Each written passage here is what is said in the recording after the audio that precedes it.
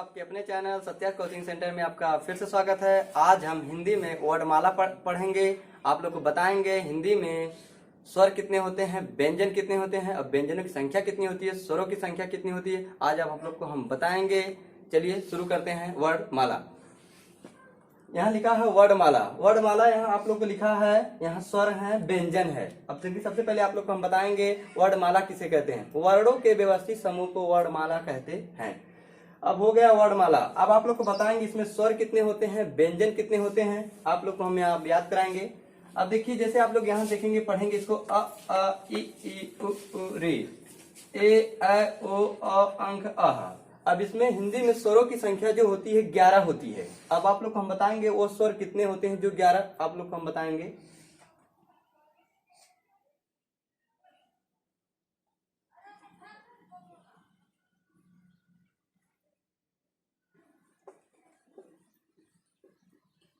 इनको बोला गया है स्वर जो 11 होते हैं। मैं आप लोग को काउंट करके बता दे रहा हूं। 1 2 3 4 5 6 7 8 9 10 11। इनको हम स्वर कहते हैं। हिंदी में स्वरों की संख्या इनकी 11 होती है। अब इनको जो दो नाम दिया गया है, इनका नाम है आयोगवा।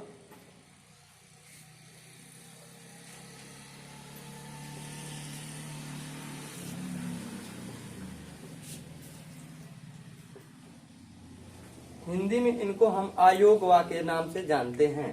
अब आप लोग को हम यहाँ इधर बताएंगे व्यंजन के बारे में। इतने तो हो गए टोटल हमारे स्वर। अब है नीचे आपके व्यंजन, जिसको आप लोग को आसानी से याद हो जाएगा हिंदी में व्यंजनों की संख्या कितनी होती है। लेकिन सबसे पहले आप लोग को बताएंगे ये कितने होते हैं। इनको काउंट करने पर इनको टोटल नाम क्या दिया गया है।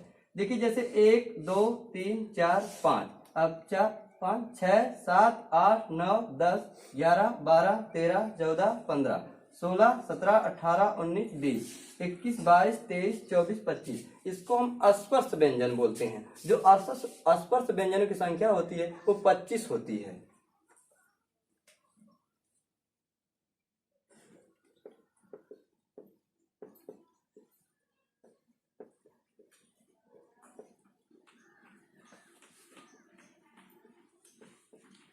हिंदी में अस्पर्श व्यंजन, अगर परीक्षा में आपसे पूछ लिया जाए कि हिंदी में अस्पर्श व्यंजन की संख्या कितनी होती है, तो आप बताएंगे 25।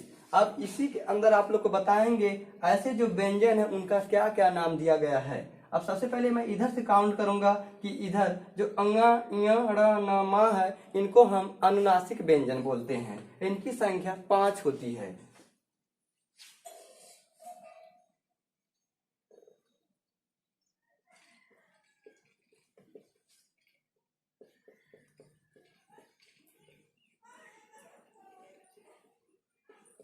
इनकी संख्या 5 होती है। इनको बोलने से ये जो अंगा य ड़ न म है, ये नाक से निकलते हैं। जब कोई हम व्यंजन या स्वर कोई शब्द बोलते हैं तो इनकी आवाजें हमारे नाक से कंपन होकर निकलती है। जैसे निकलते हैं अंगा य ण न म। अब देखो अंगा हो गया, य हो गया, ड़ हो गया, न म, ये सब जैसे नाक से निकलने वाले कंपन करके आते हैं। अगला इसमें देखिए, इसमें दो शब्द जो है ड और ढ, इसको हम बोलते हैं द्विगुणन। इसको नाम दिया गया है द्विगुणन।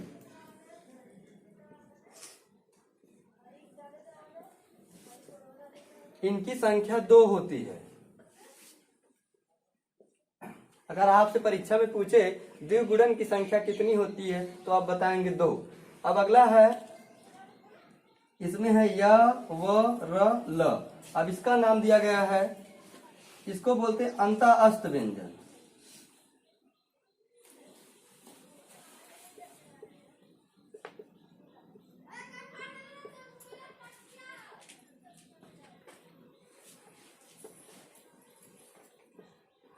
इनको बोलते हैं अस्ता अंत व्यंजन। इनकी संख्या 4 होती है। अब देखो 1 2 3 4।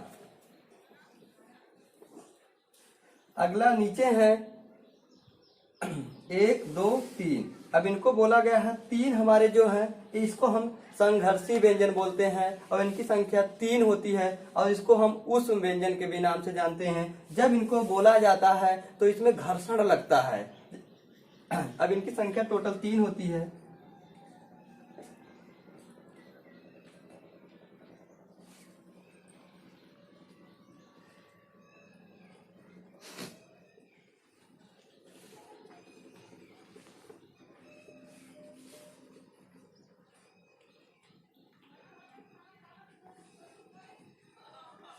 इसको ऊष्म या संघर्षी व्यंजन भी बोलते हैं। अब इसके में बीच में एक बचता है, इसको हम बोलते हैं काकल्य।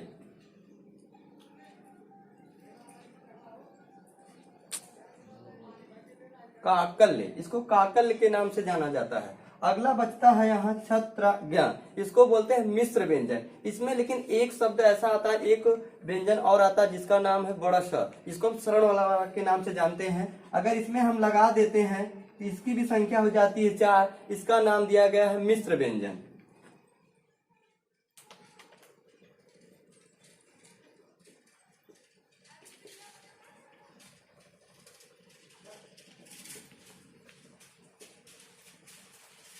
इसको बोलते हैं मिश्र व्यंजन। अब देखो इनकी संख्या बड़ा, इसमें सॉरी, अब इधर देखिए शरण वाला है छत्रज्ञ, इसकी संख्या कितनी होती है? 4 होती है। अब आप लोग इसमें बताएंगे कि क च ट त प, इसको ये शब्द कहाँ से निकलते हैं। अब ये क कहाँ से निकलता है इसको बताएंगे आप लोग को, कंठ से निकलता है। जब भी अगर हम क ख ग घ बोलेंगे तो हमारी आवाजें कहाँ से निकलती है? कंठ से, इसलिए इसको कंठ बोला गया है,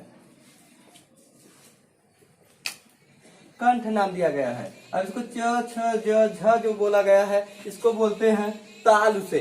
जब इसको हम बोलते हैं तो हमारी जो जीव है वो कंपन करती है इसको, इसलिए इसका नाम दिया गया तालु। ये तालु से निकलता है। अगला है, इसको बोलते हैं मूर्धन्य से। ये शब्द मूर्धन्य से निकलते हैं, मूर्धन्य से। इसको ये सब शब्द दंत से निकलते हैं, इसका दंत नाम दिया गया है।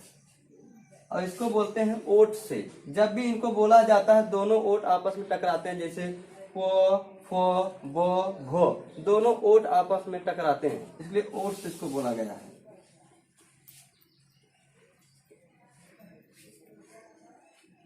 आप लोग देखें यहाँ पर आप लोग को कितनी से आसानी से याद हो गया होगा कि वर्णमाला किसे कहते हैं, वर्णमाला में स्वरों की संख्या कितनी होती है, व्यंजनों की संख्या कितनी होती है, आप लोग को कितना आसानी से याद हो गया होगा।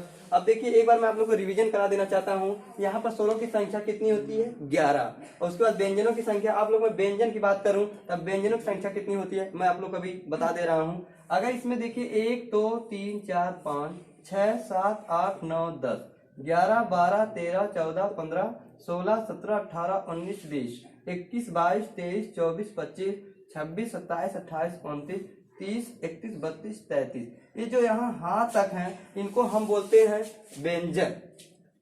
इधर स्वर हमारे कितने थे? 11। अब यहाँ तक इसको हम बोलते हैं व्यंजन। अगर आप लोग को हम इतना बता दे रहे हैं कि आसानी से आपके देखेंगे कि यहाँ पर स्वर कितने का परीक्षा में आपसे क्वेश्चन करता है कि बार बार परीक्षा में पूछा जाता है कि स्वरों की संख्या कितनी होती है, तो आप बताएंगे 11। अगर व्यंजनों की संख्या बोलेगा तो आप बताएंगे 33, क्योंकि जो हाथ तक होते हैं ये हमारे मूल रूप से व्यंजन होते हैं और नीचे वाला यह मिश्र व्यंजन इसको नाम दिया गया है। इसलिए व्यंजनों की संख्या मैं आप लोग को लिख दे रहा हूँ। व्यंजनों की संख्या टोटल जो होती है 33 होती है।